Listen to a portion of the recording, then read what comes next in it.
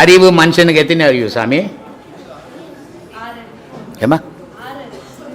ஓ 6 அறிவுக்குதா? என்னென்ன அறிவு கொஞ்சம் சொல்லுமா, எனக்கு தெரியலம்மா. இவ்வளோ பேர் இருக்கிறாங்க. நீ சொல்லி கொடுத்துட்டீன்னா இந்த மாதம் சொல்லலை, நான் அடுத்த மாதம் வரவங்களுக்கு சொல்கிறேன். என்னென்ன அறிவு சொல்லுமா? அர்த்தம் தான் நம்ம கேட்டேன், அறிவு சொல்லலையம்மா. எனக்கு தெரியும், எனக்கு 6 அறிவு இல்லையம்மா. நானே 3 அறிவில் தானே சுற்றிங்கிறேன். ஏம்மா 3 அறிவில் தான் சுற்றிங்கிறேன். எனக்கு 6 அறிவு தெரியல. அந்தம்மா 6 அறிவு நான் சொன்னால் தெரியுன்னா நான் இவ்வளோ பேருக்கு சொல்லுவேன்ல, உலகம் ஃபுல்லாக போவோம் நான் நெட்டில் சொன்னேன்னா. மனுஷனுக்கு 2 அறிவு. அந்த 2 அறிவு எது கூட இருக்குது அப்படின்னா, மனத்து கூட ஒரு அறிவு இருக்குது, அதுக்கு பேர் சிற்றறிவுன்னு பேர். ஆன்மா கூட ஒரு அறிவு இருக்குது, அதுக்கு பேர் பேரறிவுன்னு பேர். அப்போது மனத்தினுடைய செயல்பாடுகள், சிற்றறிவினுடைய செயல்பாடுகள் நன்மை தீமை 2ஐயும் செய்யும். அதுதான் சிற்றறிவினுடைய இயல்பு. பேரறிவினுடைய இயல்பு என்னன்னா, நன்மை மட்டுமே செய்யும், அதான் பேரறிவினுடைய இயல்பு. அப்போ அந்த பேரறிவு ஆன்மா கூட இருக்கிறது பேரறிவு, மனத்து கூட இருக்கிறது சிற்றறிவு. இந்த நன்மையும் தீமையும் சிற்றறிவு செய்யறதால இன்பமும் துன்பமும் மாறி மாறி நமக்கு வருது. பேரறிவு நன்மையை மட்டும் செய்யறதால மகான்களுக்கு இன்பமும் இல்லை துன்பமும் இல்லை. இதுதான் வித்தியாசம் இல்லையா? பகுத்தறிவுன்றது உன் கண்ணு, பகுத்தறிவுன்றது உன் வாய், பகுத்தறிவுன்றது உன் பேச்சு. இவர் ஒரு ஒன்றுன்னாரு, நீ இவரை பார்த்துட்ட, இவர் சொன்னதை கேட்டுட்ட, இவர் நான் ஒன்றுன்னு சொல்கிறார், 2 ஆச்சே அப்படின்னு சொல்கிறது பகுத்தறிவு. பகுத்தறிவுக்கு இன்னொரு பொருள் இருக்குது. ஒரு அறிவு மனிதன்கிட்ட இயற்கையாக இருக்குது.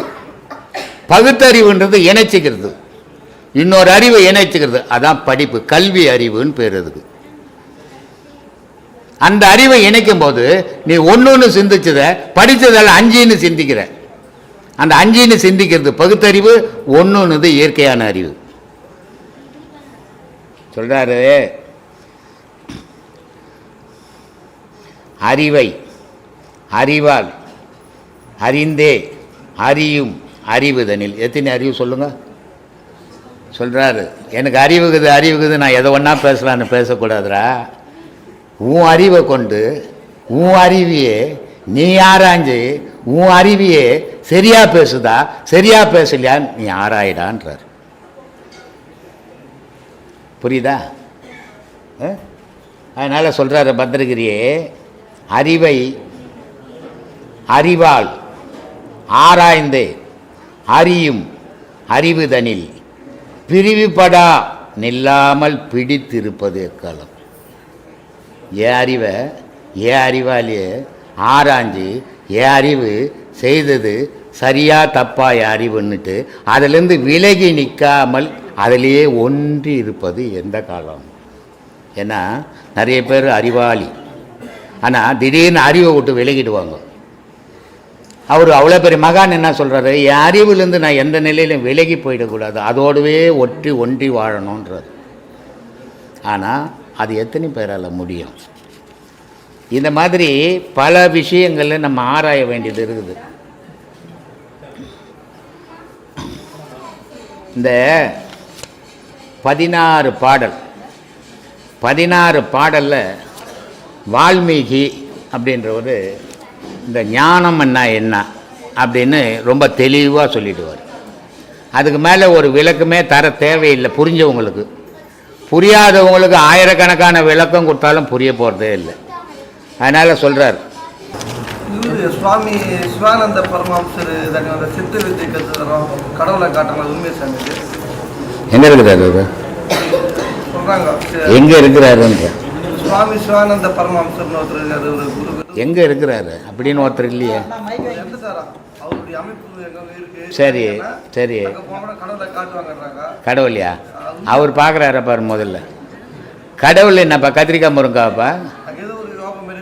இந்த பொம்பளைங்க சாமி ஆடுவாங்க தெரியுமா, பம்பாச்சா பிம் பிம் பிம் பிம் பிம்னு அடிச்சான்னா தக்க தக்க தக்க தக்க தக்கன்னு ஆடுவான்.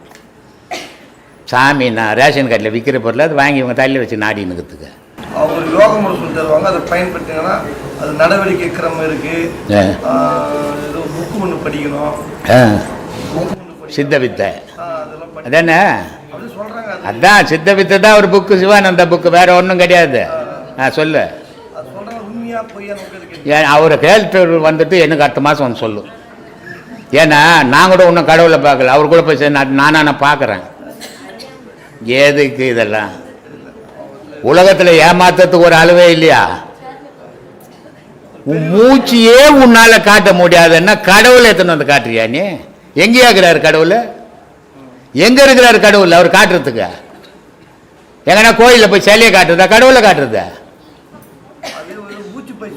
மூச்சு பயிர் சொல்லி கொடுத்தா கடவுளை பார்த்துருப்ப. இப்போ உனக்கு மூச்சு இல்லையா? அப்புறம் ஏன் கடவுளை பார்க்கல நீ? அவர் என்ன சொல்லி கொடுக்குதா? தானா நான் பிறந்தது சாவர இருக்கு நடக்குதா? இந்த மாதிரி ஏமாத்தினா தான் கூட்டம் கூடும். அதை தான் நம்பிக்கைன்னு போகிறதுக்கு ஆளுக்குது. அதனால் அவன் சொல்லிங்கிறான், அவன் மேலே தப்பு கிடையாது. நம்ம ஆளுங்க பண்ணுற தப்பு. உடனே என்ன பண்ணுறான், ஒரே நாளில் ஒன்றுமே பண்ண தேவையில்ல, ஒரு 50,000 கொடுத்துட்டு கடவுளை பார்த்துட்டு வீட்டுக்கு வந்துடலான்னு போகிறான். ஆமாம், பண்ணுவான் தான். பண்ண மாட்டேன், கடவுளை காட்டுறேன் உனக்கு துட்டு சும்மா காட்டுவான். பைத்தியமா அவனுக்கு என்னப்பா? எவ்வளோ பெரிய விஷயம் உலகத்தில் யாரும் காட்ட முடியாத அவன் காட்டுறான்னா பணம் கொடுக்கணுவா? வீடு கீடு விற்று குத்துட்டு பார்த்துட்டு வந்துடணும், வந்து பிச்சை எடுக்கணும் ரோடா. இதான் கடவுள் வழிபாடு. ஏன்பா? ஏன் இப்படிதான் யாராலும் 99% இப்படி சுத்திங்கிறாங்க. இது அவன் நல்ல பையன். நான் போனேன் இதில் கூட சொல்லியிருப்பேன், உண்மையான பொருள் ஒருத்தன் விற்பான், எந்த ஆடம்பரமும் இருக்காது, ஆனால் போய் வாங்க மாட்டான். நம்ம பொம்பளைங்க போய் வாங்க மாட்டாங்க. நல்ல 4 லேடிஸை போட்டு டூப்ளிகேட் பொருளெல்லாம் விற்றா ஜனம் லைனில் நின்று வாங்குவாங்க. அது மாதிரி கதை அன்றைக்கி ஆன்மீகம் திப்பிங் கிடக்குது ஊரெல்லாம். சிவானந்தான்ற ஒரு வடகரையில் இருந்தார்.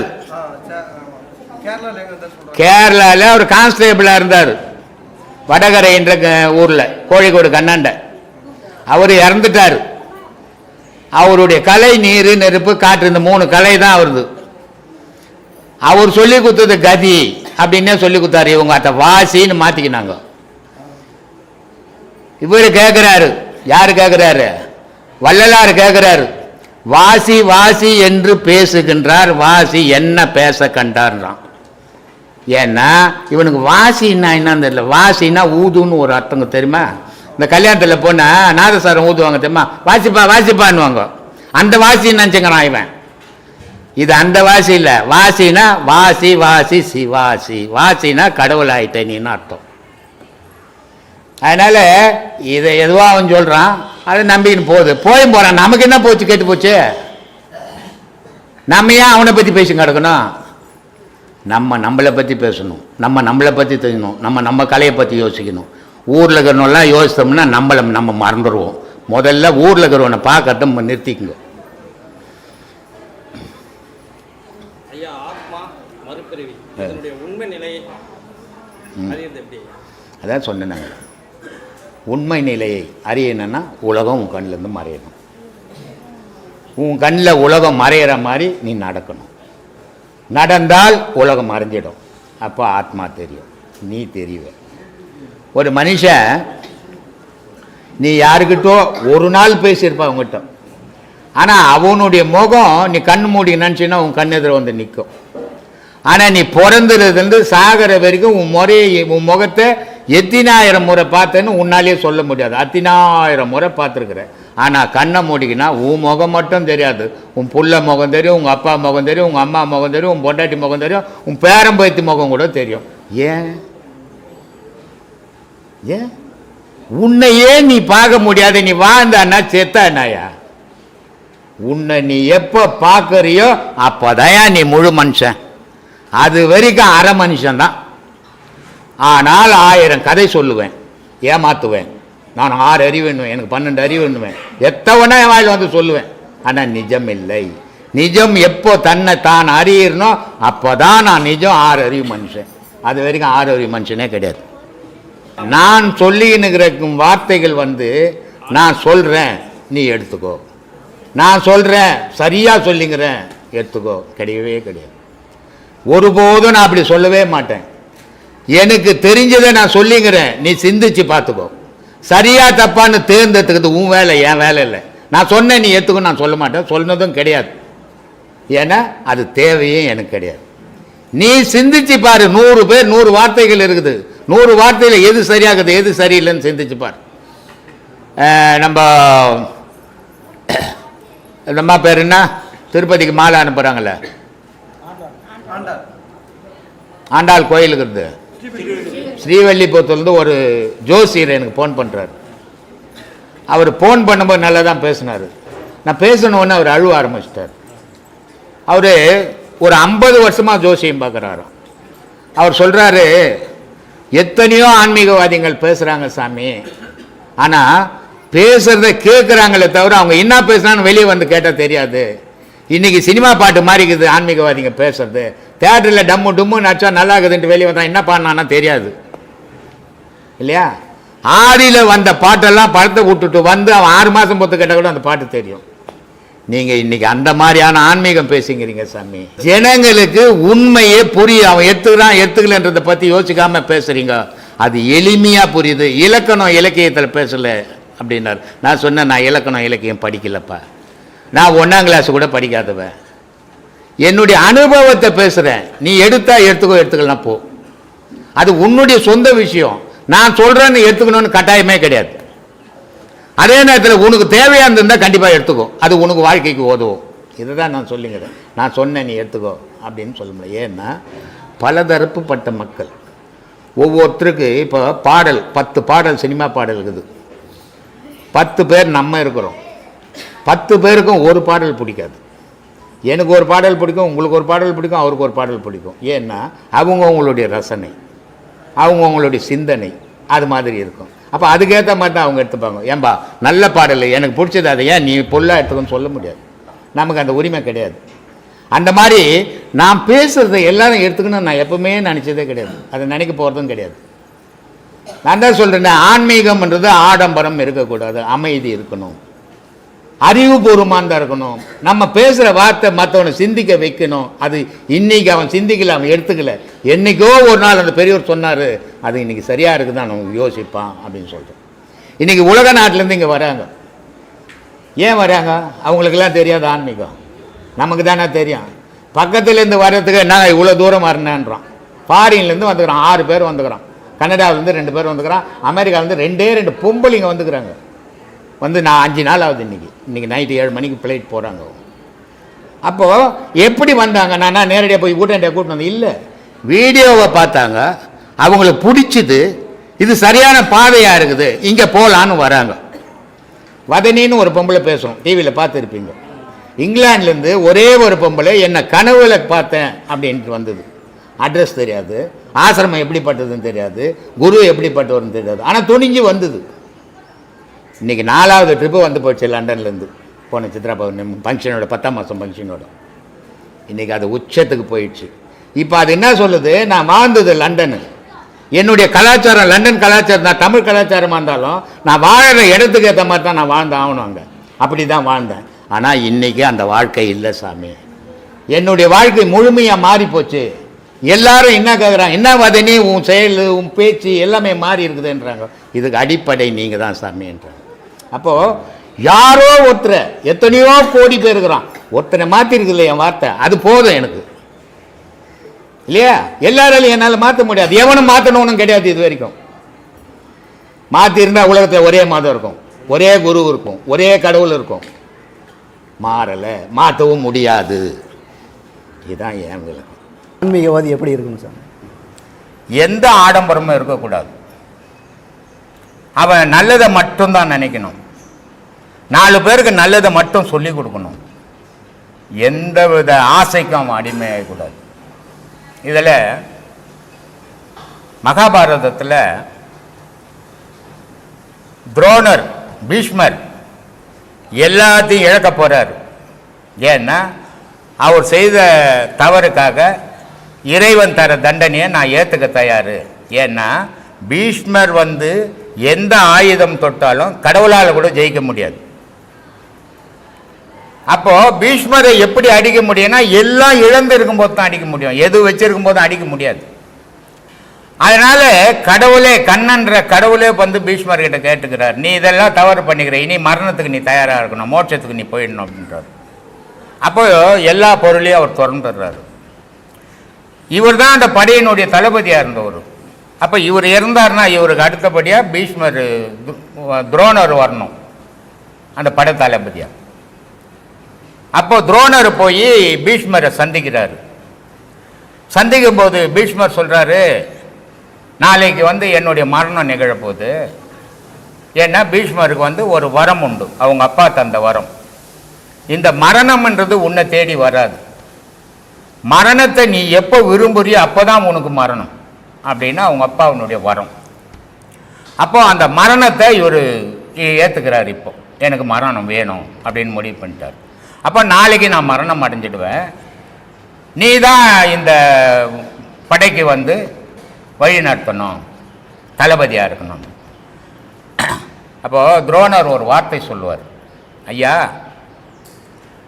நீங்கள் வந்து இந்த படையை நடத்துகிற தளபதியாக நீங்கள் இருக்கணுன்றீங்க, ஆனால் எனக்கு அந்த தகுதி இழந்துட்டேன் நான். ஏன்னா அவர் சொல்கிறாரு, பீஷ்மர் சொல்கிறாரு, நீங்கள் ஒரு மகா குரு. யாரை சொல்கிறாரு?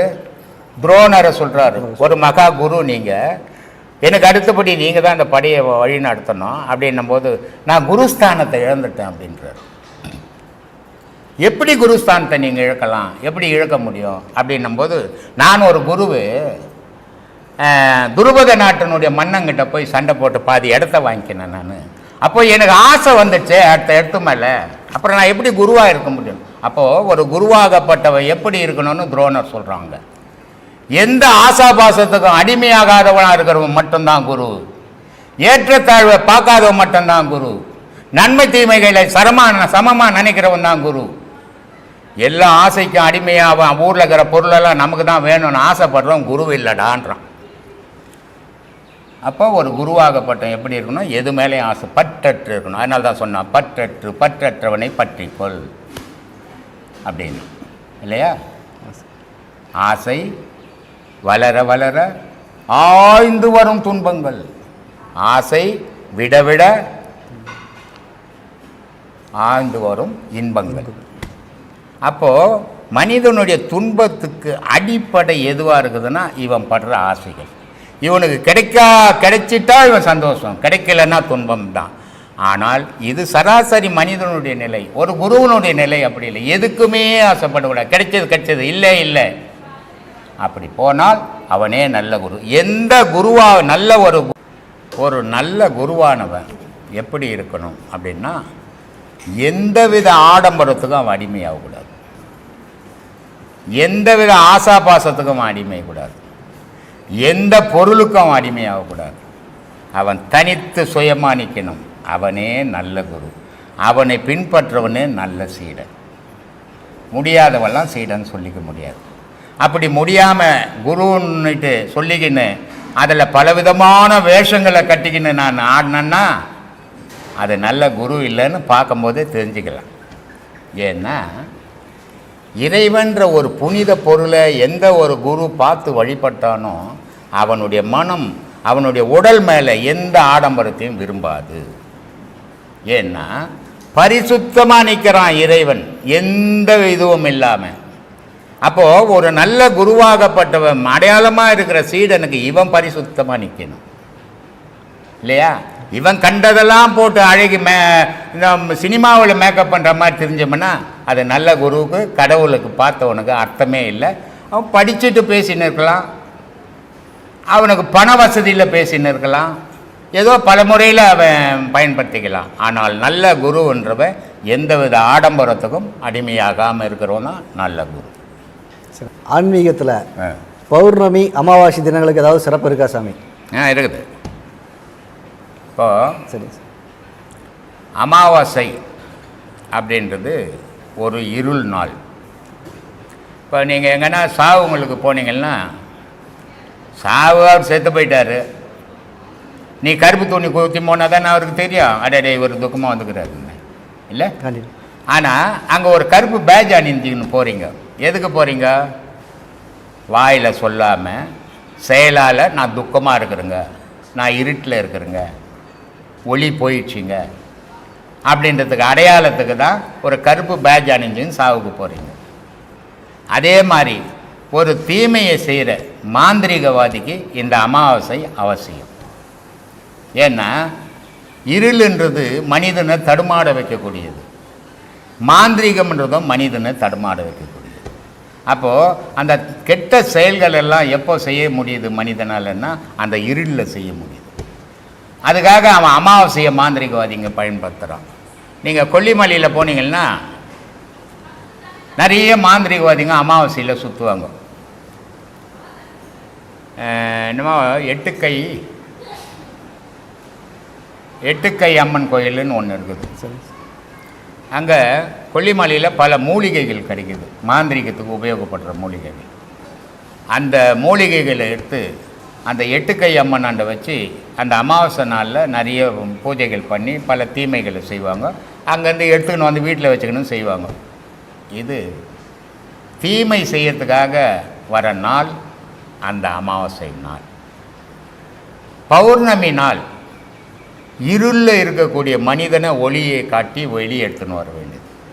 இப்போது குரு உபதேசம் அப்படின்னு நம்ம சொல்கிறோம். குரு உபதேசம். கூனா இருட்டு, ரூனா வெள்ளை வெளிச்சம். அப்போது இருட்டில் இருக்கக்கூடிய சீடனை வெளிச்சத்துக்கு கொண்டு வரவன் தான் குரு. உபதேசம், உபன்னா கிட்ட, தேசம்னா இடம். அப்போது இறைவன் இருக்கிற இடம் உன்னுடைய உடலுக்குள்ளேன்னு உன்னுடைய இருளை நீக்கி ஒளியை காட்டி அந்த குரு தொட்டு காட்டும் போது அது குரு உபதேசமாகும்.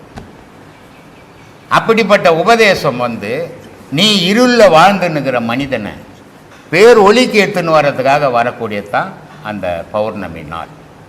அந்த பௌர்ணமியினுடைய நிலை என்ன, அந்த சந்திரனுடைய அந்த பௌர்ணமி முழுமையில் வர நிலை என்னன்னா, மனிதர்கள் ஒரு மாதம் செய்யக்கூடிய பாவ புண்ணியங்கள் அத்தனையும் அந்த பௌர்ணமி முழு நிலவு ஒழிச்சிடும். அதனால் அவனுக்கு நன்மைகள் கிடைக்கும். அதனால் அந்த நாளில் குரு சீடன் தொடர்பு வேணும். அந்த நாளில் நல்ல விஷயத்தை மட்டுமே பேசணும், நல்ல விஷயத்தை மட்டுமே நினைக்கணுன்றதுக்கு தான் அந்த பௌர்ணமி நாளை வச்சுருக்கு. ஆனால் மனுஷன் அதெல்லாம் கேட்குறதில்ல. அன்றைக்கே ஆடு அறுத்து துண்ணுன்னுக்கிறான். ஏன்னா இவனுடைய கொடூர புத்தி. இவன் மனிதனாகவே இல்லை, மனித தோற்றம், ஆனால் மிருக குணம். அது மாதிரி வாழாதால் இப்படி வாழ்ந்துன்னு இருக்கிறான். அதனால் பௌர்ணமின்றது துக்கத்தை கொடுக்கக்கூடியது, இது அமாவாசைன்றது துக்கத்தை கொடுக்கக்கூடியது, பௌர்ணமின்றது சந்தோஷத்தையும் கடவுளுடைய நினைவையும் தனக்கு கொடுக்கக்கூடியது பௌர்ணமி நாள். மகாபாரதத்தின் மாவீரர்கள் யார் யார் சாமி? மகாபாரத போரில் மாவீரன் தனஞ்சயன் அப்படின்னு சொல்கிறாங்க. ஆனால் என்னுடைய கணிப்பு தனஞ்சயன் இல்லை, மாவீரன். ஏன்னா தனஞ்சயன் எங்கேயுமே தனித்து யாரையும் கொள்ளலை, யாருக்கிட்டும் சண்டை போடவே. மாவீரர்கள்னா முதல் மாவீரன் யாருன்னா கிருஷ்ண பகவான். ஏன்னா கிருஷ்ண பகவானை தான் யாராலையும் எதிர்த்து ஒன்றுமே பண்ண முடியும். அப்போது முதல் மாவீரன் யாரான்னா கிருஷ்ண பகவான் தான் அந்த மகாபாரத போரில். அதுக்கு அடுத்தபடி மாவீரன் யாரான்னா பீஷ்மர். ஏன்னா பீஷ்மர் பரசுராமர்கிட்ட கலை கற்றவர். அந்த சிகிண்டிக்காக பரசுராமரையை எதிர்த்து நின்று சண்டை போடுறாரு. தன்னுடைய குருவை எதிர்த்து நின்று சண்டை போடும்போது கூட அந்த சீடனான பீஷ்மர் தோக்கலை. அப்போது இறைவனே அந்த இடத்துல ரெண்டு பேருமே நீங்கள் மோதக்கூடாது, ரெண்டு பேரும் மோதனா உலக அழிவு தான் ஏற்படும் அப்படின்னு இறைவனே இந்த ரெண்டு பேரும் தடுக்கிறார். அப்போது மாவீரன் யாருன்னா பீஷ்மன். முதல் மாவீரன் நாராயணன், ரெண்டாவது மாவீரன் பீஷ்மன், மூணாவது துரோணர். துரோணர் வால்மீகியினுடைய கதை எழுதும்போது பரத்வாஜி என்றவர் இருந்தார். அந்த பரத்வாஜியினுடைய புள்ள தான் துரோணர். அப்போது பரத்வாஜி பரசுராமர்கிட்ட வித்தை கற்றுவர். அப்போ பரத்வாஜியினுடைய புள்ள துரோணர். பரசுராமர் வித்தைகள் எல்லாமே அவருக்கே தெரியும். அதே மாதிரி இவ்வளோ பேர் இருந்தாலும் கூட இவங்களுக்கெல்லாம் ஒரு நாடு, இவங்களுக்கெல்லாம் ஒரு சீடர்கள், இவங்களுக்கெல்லாம் ஒரு பக்தர்கள், இப்படி இருந்த மாவீரர்கள் தான் இவங்கெல்லாம். ஆனால் யாருமே இல்லாத ஒரு உயர்ந்த குலத்தில் பிறந்தவன், ஆனால் தாழ்ந்த குலமாக வளர்ந்து அவன் ஒரு மாவீரன் காட்டி, அவன் யாருடைய எந்த தெய்வத்தினுடைய ஆதரவோ இல்லை எந்த மன்னர்களுடைய ஆதரவோ எந்த வீரர்களுடைய ஆதரவோ இல்லாமல் மாவீரனாக இருந்த மாவீரன் யாருன்னா கர்ணன். ஏன்னா கர்ணனுக்கு ஈக்குவலாக வந்து வேற யாரையுமே ஒப்பிட முடியாது மகாபாரதத்தில். ஏன்னா கர்ணன் வந்து சூரிய பகவானுடைய பிள்ளை. சூரிய பகவான் என்ன பண்ணுறாருன்னா, இவன் அழிவே இல்லாதவனாக இருக்கணும் அப்படின்றதுக்காக நமக்கு ஏதாவது ஒரு சின்ன சின்ன பிரச்சனை வந்துச்சுன்னா 4 பேர்கிட்ட ஓடி போட்டு உதவி கேட்பான், பாதுகாப்பு கேட்குறான். ஆனால் அவன் வந்து அவனுக்கு இருந்த பாதுகாப்பை யாராலையுமே அழிக்க முடியாத குண்டல கவசம் அப்படி இருந்து கூட அதெல்லாம் தானம் பண்ணி கூட அவன் கடவுளுடைய தெய்வம் எந்த மன்னனுடைய தெய்வம் இல்லாமல் தனித்து சண்டை போடு தனித்து கொள்றான். அபிமன்யுவை கொண்டான் இல்லையா? பீமனுடைய புள்ள கடோர்கஜனை கொண்டான். இவன் தனித்து எல்லாரையும் கொண்டான். ஆனால் அர்ஜுனன் அந்த மகாபாரத போரில் யாரையுமே கொல்லலை, துரோணரை கொல்லலை, பீஷ்மரை கொல்லலை, யாரையுமே கொல்லலை. எப்போ கொன்னான் அப்படின்னா கண்ணன் போய் நாராயணன் போய் அவங்கள கொன்று நிராயுதபாணி ஆக்கின பிறகுதான் துரோணரை பீஷ்மரை அடித்தான். அதே மாதிரி இவனுடைய துரோணனுடைய மரணம் வந்து துருபதனுடைய புள்ள அவன்தான் துரோணரை கொல்றான். அப்போது அர்ஜுனனை குரு துரோகின்னு சொல்கிறதுல அர்த்தமே கிடையாது. நிறைய பேர் சொல்லுவாங்க குரு துரோகிக்கு அர்ஜுனன் துரோணரை கொண்டுட்டான்னு. ஆனால் துரோணரை அர்ஜுனால் கொல்ல முடியாது, கொல்லவும் இல்லை. பீஷ்மரை கொல்லவும் முடியாது, கொல்லவும் இல்லை. பீஷ்மரை கொன்னதும் நாராயணன், துரோணரை கொன்னதும் நாராயணன், கர்ணனை கொன்னதும் நாராயணன். தீவினை இருந்தாலும் பிறந்துக்கினே இருப்பேன் அதை தீக்கிறதுக்கு, தீவினை இருந்தாலும் அதை தீக்க பிறந்துக்கினே இருப்பேன். அப்போது ரெண்டும் இல்லாத நிலை தான் இறைநிலை. அப்போ தான் பிறப்பு நிற்கும். 2 இருந்தாலே பிறப்பு வந்துக்கினே இருக்கும். நல்வினை செய்ததால் தான் நீங்கள் வந்திருக்கிற. ஏன்னா இந்த நாட்டம் வருது. தீவினை செய்யும்போது இந்த நாட்டம் வராது. சாயக்கடை, ரவுடி, கல், கஞ்சா, குப்பை, கூளம் அதில் போயிடுவீங்க. நல்வினைக்கும் தீவினைக்கும் என்ன வித்தியாசம்னா, நீ நல்வினை செய்ய செய்ய உன்னை நல்ல பாதைக்கு வச்சுன்னு வந்துடும். அது தீவினை செய்ய செய்ய உன்னை நல்ல பாதையில் இருந்தீங்கன்னா கூட கெட்ட பாதைக்கு வலிச்சின்னு போயிடும். இந்த செயலுக்கு ஏற்ற மாதிரி தான் நம்மளுடைய வாழ்க்கை அமையும். அதனால தான் நெட்டில் கூட சொல்லியிருப்பேன், நல்லதை செய்யுங்க, துன்பப்படுறீங்கன்னு கவலைப்படாதீங்க, அந்த துன்பம் ஒரு நாள் நீங்கிடும். தீவினை செய்யும்போது அன்றைக்கி நல்லா இருக்கும், பின்னாடி வர துன்பத்தை தீர்க்கவே முடியாது அப்படின்னு சொல்லியிருப்பேன். அதனால் நல்வினை செய்யுங்க, நல்லதே கிடைக்கும் உங்களுக்கு. ரொம்ப கடவுளை உணரணும். முதல்ல உணர். கடவுள் அட்ரஸ் கொடுத்துக்கிறாரா? எங்கன்னா அட்ரஸுக்கு தான் கடவுளுக்கு இந்த ஊரில் இருக்கிறேன், இந்த கோயிலில் இருக்கிறேன், இந்த தெருவில் இருக்கிறேன்ட்டு அப்புறம் எப்படி உணர்வேன்? ஒரு ஆள் தெரிஞ்சால் தானே அந்தால பார்க்க முடியும். தெரியாதால எங்கே போய் தேடுறது நம்ம? சொல்லுவேன். இது மாதிரி தான் நிறைய பேர் ஏமாந்து சுற்றிங்கிறாங்க. கோயிலாக என்னமோ சாமிங்க அங்கே இருக்கிற மாதிரி. கடவுள்ன்றதே உனக்குள்ளே தான் இருக்கிறாரு. உன்னை தெரிஞ்சுக்கினீன்னா கடவுளை தெரிஞ்சுக்கலாம். உன்னை தெரிஞ்சுக்காத வரைக்கும் கடவுளை தெரியும். நீன்றது நானுன்றது யார்? கண்ணா, மூக்கா, தலையா, வாயா, காலா, கையா? நீ எது நீன்னு சொல்லு பார்க்கலாம். அப்போ உன்னையே உனக்கு தெரியலையே, அப்புறம் கடவுளை எப்படி தெரிஞ்சுக்க முடியும்? அப்போ முதல்ல உன்னை அறி, கடவுளை அறியலாம். அதனால் கடவுளை தெரிஞ்சுக்கிறது அவ்வளோ சாதாரணமான விஷயம் இல்லை. அவன் காட்டில் சோறு தண்ணி இல்லாத உள்ள உச்சந்தலை முடி தரைக்கு போச்சு, கால் நகங்கள்லாம் சுருண்டு போச்சு.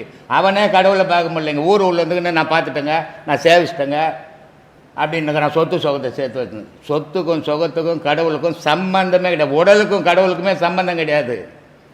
அப்புறம் மற்றதில் எங்கே சம்பந்தம் படும்? அதனால் உன் உள்ளத்தை சீர்படுத்தி உன் மனசை உனக்குள்ளவே திருப்பிக்கும். உன்னையே யோசித்து நான் யார், எதுக்கு பிறந்தேன், ஏன் வளர்ந்தேன், சாகரத்துக்காக பிறந்தேன்னு கேள்வி கேட்டுனே கடவுளை தெரிஞ்சுக்கலாம். சொல்கிறாரு சிவவாய்க்கர், கடவுள்ன்றதை ஒரு ஊராக சோறு கட்டின்னு திரியிறான்டா தேடிக்கின்னு, ஆனால் பார்க்க முடியல. ஆனால் அது அவனுக்குள்ளவே இருக்குது, அவன் அறியவே மாட்டேன்றான் அதை அப்படின்ட்டு. ஓடி ஓடி உட்கலந்த ஜோதியை நாடி நாடி நாட்களும் கழிந்து போய் வாடி வாடி வாடி போன மாந்தர்கள் கோடி கோடி எண்ணி இருந்த கோடியனும். இந்த கடவுளை தேடி செத்து போனோம் எவ்வளோ நீ என்னையே சொல்ல முடியாதுறான்ட்டான். சரி, இப்படி கடவுளை தேடி யாருமே பார்க்கல, செத்து போனவன் எண்ணி சொல்ல முடியல, அப்போ எப்படி தான் கடவுளை தெரிஞ்சுக்கிறான்னா, ஒரு தரித்த நாடியில் ஒடுங்குகின்ற வாய்வினை கருத்தினால் இருத்தியே கபாலமேற்ற வல்லாரில் விருத்தரும் பலராவார் மேனியும் சிவந்திடும் அருள் தரித்த பாதம் அம்மை பாதம் சக்தியோன்றார்.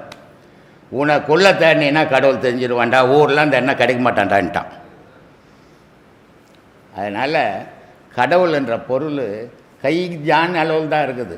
ஆனால் கடவுள் என்ற பொருளை ஆயிரக்கணக்கான மைல் போய் தேடி கிடக்குறோம்.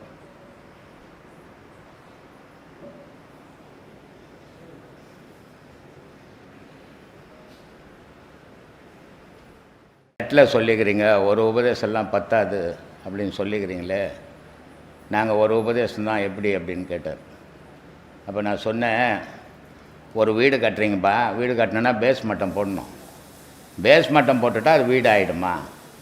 அப்போ ஒரு பாடம்ன்றது பேஸ் மட்டம் போடுற மாதிரி மேலே மேலே மேலே கட்டினா தானே அது முழுமை பெறும். அப்போ மேலே மேலே உபதேசம் வாங்கி அந்த உபதேசத்தை சீராக செய்தால் தான் அது முழுமை பெறும். உபதேசம் வாங்கிறதாலேயோ கடவுளே வந்து உபதேசம் கொடுத்தா கூட நீங்கள் செய்யலைன்னா அது உபயோகப்படாது. அது யார் செய்ய கொடுத்தாலும் சரி, நீங்கள் அந்த பாதை உங்களுக்கு மனசுக்கு ஏற்றுக்குச்சுன்னா அதில் தீவிரமாக பயிற்சி பண்ணணும். ஒரு நாள் கூட அது தவறக்கூடாது. தவறாமல் பயிற்சி பண்ணலாம். ஒவ்வொரு ஆளும் ஆண்டவனை அடைய முடியும். எல்லாராலையும் முடியும், யாராலும் முடியாதுன்றதில்ல. மனம் இடம் கொடுக்கல. மனம் வெளி உலகத்தில் சுற்றும் போது அதை அடையத்துக்கு முடியாமல் போயிடுது. அதனால் உங்களுக்குள்ளே உங்கள் இறைவன் இருக்கிறான், அதை தேடுங்க, கண்டுபிடிப்பீங்க. ஒரு கிறிஸ்டின் ஃபோன் பண்ணுறாரு எனக்கு, கடவுள் நான் யார் சாமி அப்படின்னு. அவர் முதல்ல சொல்லிட்டார், நான் கிறிஸ்டினு அப்படின்ட்டு. கடவுள் நான் யாருன்னாரு. நீ தான்பா அப்படின்னு. நீ இல்லைன்னா கடவுள் இல்லைப்பா அப்படின்னு. என்ன சாமி எப்படி சொல்கிறீங்க? அப்போ பல மதங்கள் இருக்குது. அது மதங்கள் அமைச்சது வந்து பல பேருக்கு நன்மை செய்யறதுக்கோசம் இன்றைக்கி மதம் ஏறி தெரியுது. அது என்ன? அப்போ இயேசுநாதர் ஜீசஸை கும்பிட்றாங்கள்ல, ஆமாம், அவர் ஒரு ஞானி. அவர் கடவுள் 3ஆவது நாள் உயிர்ப்பித்து வந்தவர் ஏன் ஒரு 30 வருஷம் இருந்துருக்கலாமா, ஏன் அன்றைக்கி போட்டார் அப்படின்னு. ஏன்னா யாருக்கு தாடி வச்சாலும் இயேசுநாதர் மாதிரி தான் இருக்கும். வந்தவர் ஒரு 30 வருஷம் இருக்கணும். இல்லை நான் பாடுறா, என்னை கொல்ல முடியாதுடா யாருன்னுட்டு அப்படி பாடினேன். இந்த முருகர், அம்பாள், சிவம்லாம் சொல்கிறாங்களே, இது என்ன சாமி இந்து மதத்தில்னா ஒவ்வொரு ஏக்கம்பாவும். நீ என்னம்மா, யார் நீ? என்ன? நான் மனுஷன்னாரு. மனுஷன்னு சொல்லிட்ட போதுமா, கை காலெலாம் இருக்குது இல்லை உனக்கு? ஆமான்னாரு. அப்போ கை கால் தலை உடம்பு எல்லாம் சேர்த்து தானே நீ மனுஷன். அது மாதிரி சக்தி, சிவம், முருகன், விநாயகர்னு வச்சுக்குது உள்ளே இருக்கிற பொருளுக்கு பேர் பார்த்து அப்படின்னு. அது மாதிரி ஒரு முஸ்லீம் ஃபோன் பண்ணுறாரு, எங்கள் மதத்தை பற்றி என்ன நினைக்கிறீங்க அப்படின்னாரு. அவன் அம்மா அவன் உனக்கு ஒஸ்தி அப்படின்னு. உன் அம்மா உனக்கு ஒஸ்தி, என் அம்மா எனக்கு ஒஸ்தி. இல்லை யார் அம்மாவும் தாழ்ந்தவங்கள, யார் அம்மா உயர்ந்தவங்க இல்லை அப்படின்னு. அது மாதிரி இந்த மாதிரி கேள்விகளை கேட்குறாங்க. உதவி மற்ற கேள்விகள் இது. நம்ம யார், எதுக்கு வந்தோம், என்ன செய்கிறோம், எதை தேடணும், அதை விட்டுறோம். எதையோ ஒரு ஃபோன் நம்பர் கிடச்சிச்சின்னா போதும் கேள்வி கேட்டுறேன். நேற்று ஒரு அம்மா இப்போ ஆவடியிலேருந்து ஃபோன் பண்ணுறாங்க, எனக்கு ஒரே பையன் சாமி, அவன் வாழ்க்கை எப்படி இருக்குன்னு நான் ஜோசியமாக பார்த்துங்கிறேன். நான் என்ன பேசுகிறேன்னு கூட தெரியல அவங்களுக்கு. அந்த மாதிரி கேள்விகள்லாம் கேட்கக்கூடாது. சொல்லுங்கள் சாமி. காம உணர்வே இல்லாமல் எப்படி சாமி இருக்கவே? செத்து பண்ணால் இருக்காது, செத்துட்டீன்னா இருக்காதுப்பா. வீட்டுக்குள்ளே இருந்துக்குன்னு அம்மா வயிற்றில் அப்பா வயிற்றில் பிறந்துட்டு காம உணர்வு அம்பா காமம் வந்ததால் நீ வந்த, அப்புறம் உனக்கு காமம் இல்லாத எப்படி இருக்கும்? அதை அடக்கணும். செத்தா காமம் இருக்காது. சொல்லு, வேற என்ன? இது கேள்வியா? ஐயோ ராமா. சரி, கர்மா நிறைஞ்சது அதில் இல்லைம்மா, மனசில். கர்மா சக்கரத்தாண்ட போகாது. ஏன்னா அந்த சக்கரங்கள்ன்றது கடவுளினுடைய அம்சங்கள். அங்கே பாவமே போகாது, கர்மாவே போகாது, மனசுக்கு தான் வரும். மூலாதாரம் அப்படின்னா அம்பாளுன்னு அர்த்தம், சக்தின்னு அர்த்தம். அதுக்கு மூலாதாரம் என்னன்னா விந்து பையன்னு அர்த்தம். மூலாதாரம் என்னன்னா குண்டலின்னு அர்த்தம். மூலாதாரம் என்னன்னா குண்டலி பாம்புன்னு அர்த்தம். அந்த பாம்பு எப்படி இருக்குதுன்னா, நம்ம முழிக்கும்போது அது தூங்கிக்கினுக்குது, அது முழிக்கும்போது நம்ம தூங்கிடுறோம். இது மூலாதாரத்தினுடைய செயல்பாடுகள். அப்போது நம்ம என்ன செய்கிறோம், அந்த பாம்பை எப்படி எழுப்ப முடியும்? மூலாதாரத்தில் இருக்கிற பாம்பை நம்ம எப்படி எழுப்ப முடியும்? ஒரு கொம்பு எத்தும் அடிச்சு எழுப்ப முடியுமா? இல்லை தண்ணி ஊற்றி எழுப்ப முடியுமா, இல்லை தண்ணி தெளித்து எழுப்ப முடியுமான்னா எழுப்ப முடியாது. அப்போது நம்ம பிராண காற்றை உள்ளடக்கி ஊதும்போது அந்த பாம்பனுடைய தலையில் அந்த காற்று போய் படுது. படும்போது அது முழிக்குது. அப்போது நீயும் முழிச்சுங்கிற, அதுவும் முழிச்சுங்குது. இந்த ரெண்டும் முழிக்கும் போது ஞானம் கிடைக்குது. நீ தூங்கி அது முழிச்சுன்னு இருக்கும்போது தூக்கம் வருது. நீ முழிச்சுக்கின்னு அது தூங்கும்போது உலகம் தெரியுது. ஆனால் 2 பேரும் முழிக்கும் போது ஞானம் தெரியுது. இந்த 2 பேரும் முழிக்கிறதுக்கு தான் அந்த மூலாதார சக்திக்கு அந்த பிராண காற்றை செலுத்தணும். அது ஓம்ன்ற பிராண காற்றா இருக்கணும். ஓம்னா என்ன? அகார உகாரம் மகாரம். அகார உகாரம் மகாரம்னா என்ன? அகாரம்னா அம்பாள், மகாரம்னா விஷ்ணு, உகாரம்னா சிவம். இந்த முப்பொருளும் ஒன்று சேர்ந்தால் தான் மனிதன் கடவுளாக மாற முடியும். அதுக்காக அந்த மூலாதாரம். அடுத்தது மணிப்பூரகம், பிரம்மா. மூலாதாரம் சூதிஷ்டானம். சூதிஷ்டானம்ன்றது என்ன அப்படின்னா விந்து வெளியேற இடம். உலகத்தில் கையில் கால் இருக்குது, தலை இருக்குது, எதுக்காவது உயிர்நிலைன்னு பேர் இருக்குதா? ஒன்றுக்கு போகிற இடத்துக்கு தான் உயிர்நிலைன்னு பேர். ஒன்றுக்கு போகிறதுக்கு தான் இருக்குது அது. ஆனால் அதுக்கு பேர் உயிர்நிலைன்னு பேர். ஏன்னா மனிதனுக்கு உயிர்ன்றதே விந்து. அந்த விந்து வெளியேற இடம் அந்த உயிர்நிலை. அந்த விந்து உலகத்தில் வெளியேறுச்சுன்னா ஜனத்தொகை பெருக்கலாம், சொந்த பந்தங்கள் பெருக்கலாம், உருவங்கள் வளரலாம். அதே விந்து மேலே போச்சுன்னா கடவுளை அடையலாம். அதனால் அகஸ்தியர் சொல்கிறார், விந்து நிலை தனை அறிந்து விந்தை கண்டால் விதமான நாதமது குருவாய் போகும். அந்தமுள்ள நாதமது குருவாய் போனால் ஆதி அந்தமான ஜோதி நீயாவாய். அப்போது இந்த விந்தை வெளியே விடாமல் உள்ள அடக்கி பிரம்மச்சரியம் கடைப்பிடிக்கிறேன் அப்படின்னு இருக்கக்கூடாது. அது அறியாமை. அது இப்போ ஒரு ஊரில் ஒரு கிணறு இருக்குது. அந்த கிணத்துல தண்ணி மொண்டுக்குன்னே இருந்தால் தான் சுரக்கிற தண்ணி நல்லா இருக்கும். முள்ளலெல்லாம் அதுக்கு தண்ணி அப்படியே இருக்கட்டோன்னா அது பாழடைஞ்சு போயிடும்.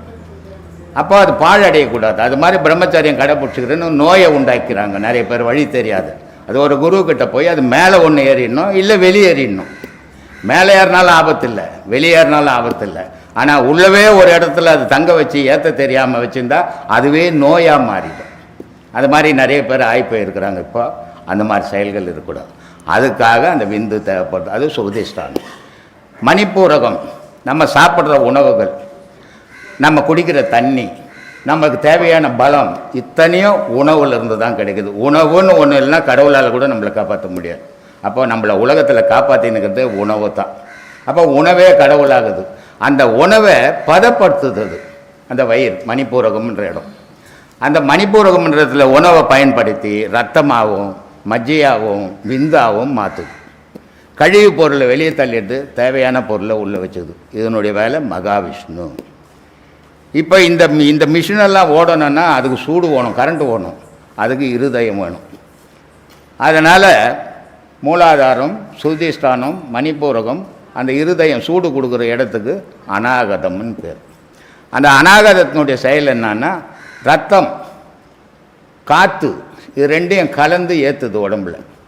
கெட்ட ரத்தத்தை வலிக்குது, அதை கழித்து தள்ளிடுது. நல்ல ரத்தத்தை ஏற்றி உடல் முழுக்க பரவுது. அந்த சூடும் காற்றும் இல்லைன்னா ரத்தம் பாயாது, அப்படியே நின்று கட்டி போய்டும். அதனால் அநாகதம்ன்றது உடல் முழுக்க மூளை வரைக்கும் அந்த ரத்தத்தை பாய்ச்சும் பண்ணுது. அதனால் அநாகதம் முக்கியம். நெருப்பு பகுதி அது. காற்று பகுதி தொண்டைக்குழி, விசுத்தின்னு பேருது. இந்த காற்று இல்லைன்னா நமக்கு மூச்சே இல்லை, மூச்சு இல்லைன்னா உடலுக்கு சூடே இல்லை. அப்போ உடலுக்கு சூடே இல்லைன்னா நீரே தேவைப்படாது. அப்போ இது அத்தனையும் சேர்த்து செய்கிறது அந்த மூச்சு, விசுத்தின்ற பேர். ஆக்ஞை, அது சுழுமுனை. அந்த சுழுமுனையில் இந்த தொண்டைக்குழியோட ஓடிங்கிற காற்றை முதுகுத்தண்டு வழியாக பின்பக்கமாக ஏற்றி அந்த சுழியில், அதான் சரங்குத்தின்னு பேர். அது சரங்குத்தின்னா வெளியெல்லாம் போய் குத்தக்கூடாது, உள்ளே குத்தம். சரம்னா உயிர் மூச்சு. அந்த எத்தனை போய் புருவத்தில் குத்தும்போது பதி, அதுக்கு பேர்.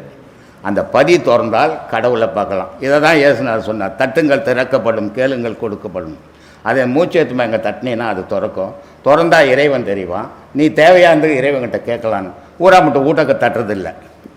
அது மாதிரி இந்த 6 ஆதார சக்கரங்கள் அந்த மாதிரி. இது 6ம் மனிதனுக்குள்ளே கட்டுப்பட்டது. ஆனால் மனித நிலை தானே சகசாரம். சகசிராரம் போனீங்கன்னா மனித நிலை மறந்து போய் இறைநிலைக்கு போயிடுவேன். அப்போ மனிதர்கள்லாம் தெரியும் உனக்கு அந்த இது இருக்காது, பாசம், உணர்வுகள், பழக்கம் அதெல்லாம் வச்சுக்க மாட்டேங்குது. சகரஸ்தாரத்தினுடைய நிலை கடவுள் நிலை. போதுமா? சரி, ரொம்ப சந்தோஷம்.